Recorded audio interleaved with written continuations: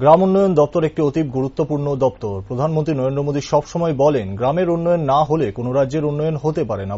বক্তা মুখ্যমন্ত্রী professor doctor Manik Saha. Delhi থেকে যে প্রকল্পগুলো রাজ্যে আসে সেগুলো বিডিও সহ অন্যান্য আধিকারিকদের দ্বারাই রূপায়িত হয়, আর যার ফলে সব জায়গায় ভালো পারফরমেন্স সম্ভব হয়েছে বিডিওদের জন্যই। বুধবার প্রজ্ঞা ভবনে গ্রাম উন্নয়ন দপ্তরের এক দিবসীয় কর্মশালায় আলোচনা করতে গিয়ে এই কথাগুলো বলেন মুখ্যমন্ত্রী ডাক্তার মানিক সাহা। সব স্কিম এখানে আসে, আমাদের নিজস্ব স্কিমও আছে স্টেটে, কিন্তু এই স্কিমগুলো আলটিমেটলি তার ইমপ্লিমেন্টেশন কিন্তু সেই বিডিও অফিসারদের মাধ্যমেই একদম পঞ্চায়েত ত্রিস্তরীয় পঞ্চায়েত লেভেলে সেটা ইমপ্লিমেন্টেশন হয়। এবং আমি এটা তুলনা করি অনেকটা পুকুরের মাঝখানে যদি একটা ঢিল মারা হয়, দেখবেন আস্তে আস্তে তার যে রিপলস এগুলো কিন্তু পারে আসে। মানে ultimately you are the service provider. এখানে আজকে যেটা বলা হয়েছে, এখানে প্রথমবার আপনাদের সাথে ইন প্রেজেন্স আজকে বৈঠক হচ্ছে। আরডি ডিপার্টমেন্ট একটা খুব ইম্পর্টেন্ট ডিপার্টমেন্ট। আমাদের প্রধানমন্ত্রীজি, আমাদের যশস্বী প্রধানমন্ত্রীজি সবসময় বলেন যে যতক্ষণ ধরে গ্রাম উন্নয়ন না হবে, একটা রাজ্য কখনো বা একটা ডিস্ট্রিক্ট প্রথমে উন্নয়ন হবে না, রাজ্য কোনো অবস্থায় উন্নয়নের দিশা দেখাতে পারে। অর্থাৎ পুরো ভারতবর্ষে দেশও তার উন্নয়নের যে মাপকাঠি সেটাও কিন্তু দেখাতে পারবে। যে আপনাদের যে গুরুত্ব অপরিসীম। মুখ্যমন্ত্রী আরো বলেন, আত্মসন্তুষ্টির কোনো অবকাশ নেই, তারপরও কিছুটা খামতি রয়েছে, তা কাটিয়ে উঠতে হবে। ত্রিপুরার ভবিষ্যৎ খুবই উজ্জ্বল। আগামী দিনে মৈত্রী সেতুর মাধ্যমে বাংলাদেশের সঙ্গে যোগাযোগ স্থাপন হবে, তখন এটা দক্ষিণ পূর্ব এশিয়ার প্রবেশদ্বারে পরিণত হবে, আর তার ফলে বাণিজ্য আরো বৃদ্ধি পাবে। নতুন পার্লামেন্ট ভবন ত্রিপুরার বাস দিয়ে সাজিয়ে তোলা হয়েছে। আগে ত্রিপুরাকে কেউ চিনত না, এখন প্রধানমন্ত্রী নিজে ত্রিপুরার কথা বলেন। মুখ্যমন্ত্রী আধিকারিকদের উদ্দেশ্যে বলেন, উন্নয়নের ঢেউ আপনাদের উপরেই পড়বে।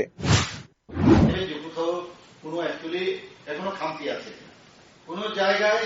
আমরা চাই যে 100% আমাদের ত্রিপুরার ফিউচার ইজ ভেরি ব্রাইট। আপনারা জানেন যে আমাদের মৈত্রী সেতু যে বাংলাদেশের সাথে যে কানেকশন যখন ওপেন হয়ে যাবে, সাউথ ইস্ট এশিয়ার একটা প্রবেশদ্বার।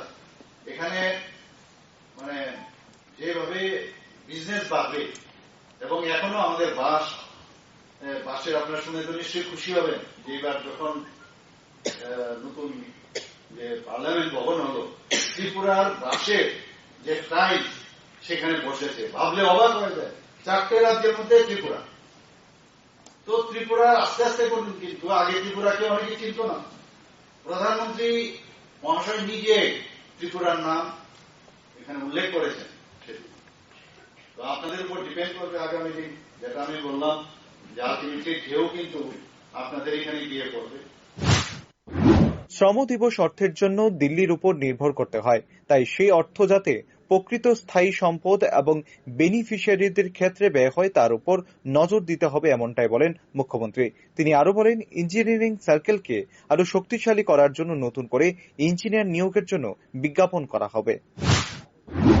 আমাদের যে আমরা সবাই জানি যে আমাদের এই যে ম্যান্ডেটের যে বিষয়টা, সেটা কিন্তু আমাদের দিল্লির উপর আমাদের ডিপেন্ড করতে হয়, এবং সেইভাবে কিন্তু আমরা একটা এনহান্স করার জন্য লেবার বাজেটের সেটা আমরা মিনিস্ট্রির কাছে পাঠিয়েছি।